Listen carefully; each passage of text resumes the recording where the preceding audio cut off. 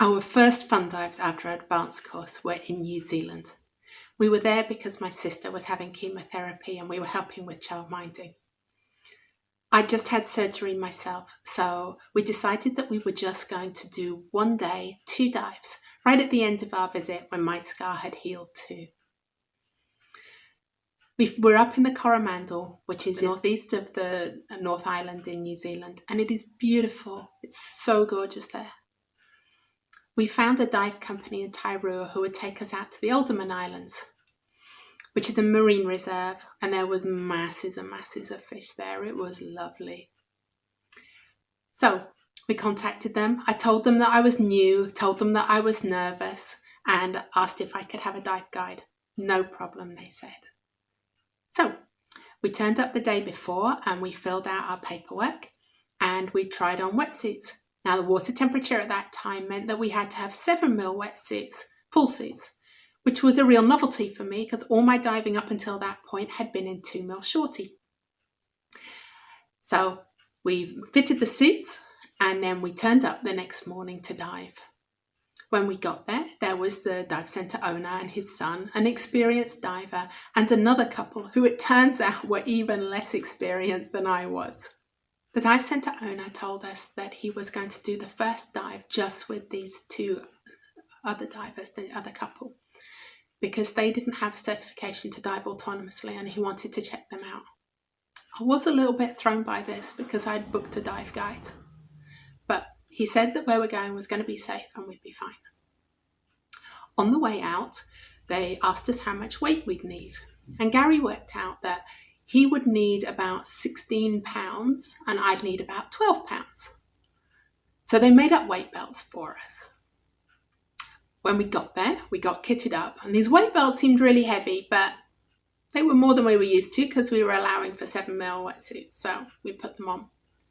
They said we were to do a backward roll, which in hindsight was definitely going to be the easiest way, but I'd never done one before. I was like a rabbit in the headlights. I'm no, not doing this.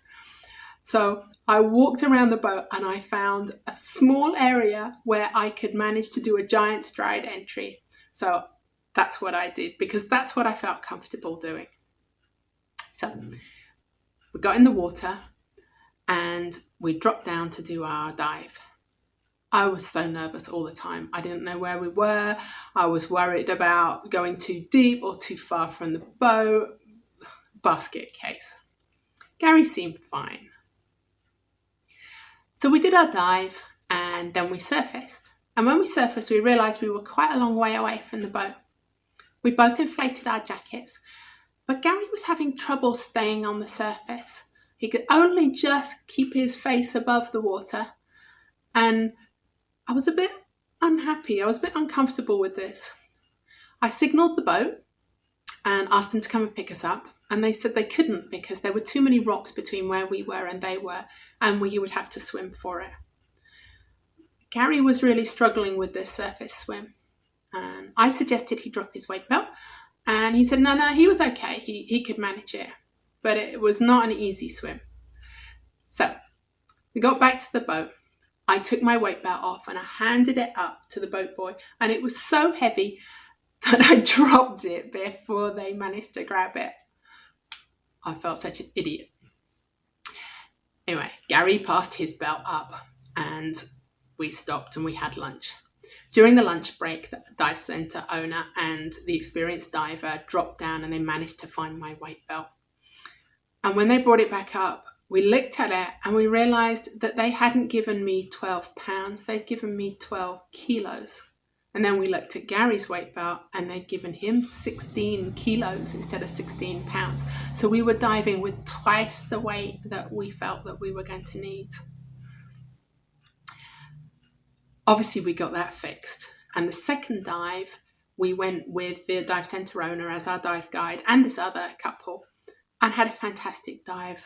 There was so much fish life and so much to see. We really, really enjoyed it. What I learned from this is that it's my responsibility to check my equipment. I had just taken it for granted that when we had asked for weight that we had got what we asked for. But everybody makes mistakes. The dive centre owner had been expecting an answer in kilos, and the number he heard, he just turned that into kilos. And he thought it was a bit much, but hadn't really queried it. Diving equipment is designed to keep us safe, and it's our responsibility to check our equipment. People make mistakes, people make assumptions, but in the end, the only person it affects is the diver. So it must be the diver's responsibility to check this. We should have done a quick weight check on the surface to make sure that we weren't overweighted, but we didn't. I don't make that mistake anymore. Now I have a much better idea of what I need in weight, but I also ask my students to do a quick check before we go away from the boat. The next episode is about my deep and nitrox specialty course. Hope you can join me for that.